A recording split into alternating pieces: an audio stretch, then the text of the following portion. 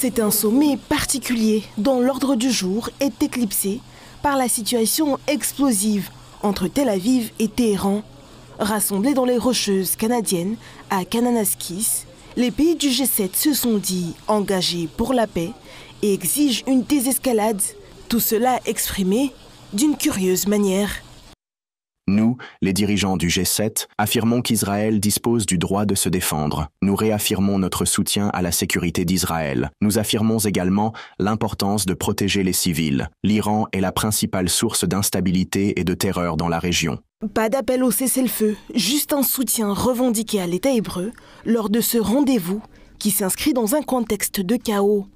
Et cette année encore, le festin a été de courte durée pour le président américain. Tout comme en 2018, le républicain a annoncé dans la foulée son départ prématuré du G7. Un départ soudain qui semble avoir pris de court ses collègues du groupe des 7. Depuis le Canada, les spéculations sont allées de bon train. Emmanuel Macron a rapidement attribué ce départ plus tôt que prévu à la recherche d'un cessez-le-feu entre Israël et l'Iran. En réaction, Donald Trump n'a pas hésité à tacler son homologue français. Le président français Emmanuel Macron, en quête de publicité, a déclaré à tort que j'avais quitté le sommet du G7 au Canada pour retourner à Washington et travailler à un cessez-le-feu entre Israël et l'Iran. C'est faux. Il ne sait absolument pas pourquoi je suis en route pour Washington, mais ça n'a certainement rien à voir avec un cessez-le-feu. C'est bien plus que ça. Volontairement ou non, Emmanuel comprend toujours tout de travers. Restez à l'écoute. Cette pique de Trump à l'encontre de Macron est révélatrice quant au revers porté sur les tentatives de l'UE de dialoguer avec le président américain.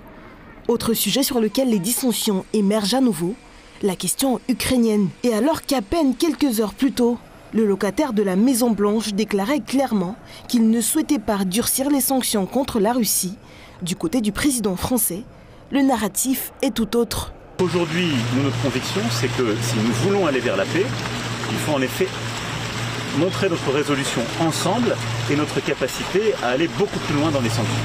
Si dans les semaines qui viennent, les Européens et les Américains de concert portent justement ces sanctions de la sorte, c'est véritablement une transformation de la situation. Les sanctions coûtent cher aux États-Unis. La phrase est signée Donald Trump, qui a été très vocal sur la question de la Russie dès son arrivée au G7. Le républicain est formel. L'exclusion de la Russie du G8 était une mauvaise décision.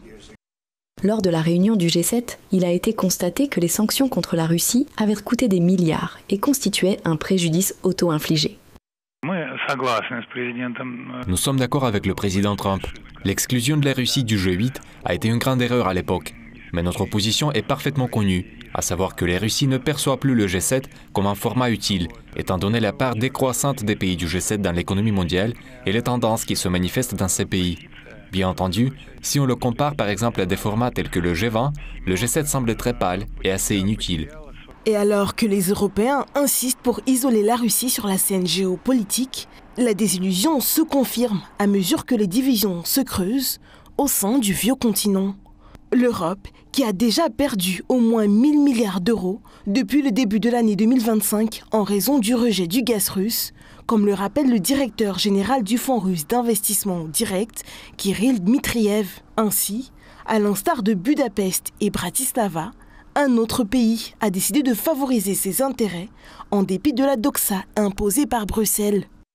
L'Autriche a appelé l'Union européenne à être prête à reprendre les importations de gaz russe après la conclusion de l'accord de paix. C'est le troisième pays de l'UE, après la Hongrie et la Slovaquie, à rechercher le dialogue. Malgré les objections publiques de la Commission européenne, les déclarations de ce type sont un signal important de la prise de conscience croissante de la nécessité d'une coopération économique avec la Russie. Le rétablissement d'une approche saine n'est qu'une question de temps. Face à ces développements, l'attention de Washington ne semble plus être portée sur l'Ukraine.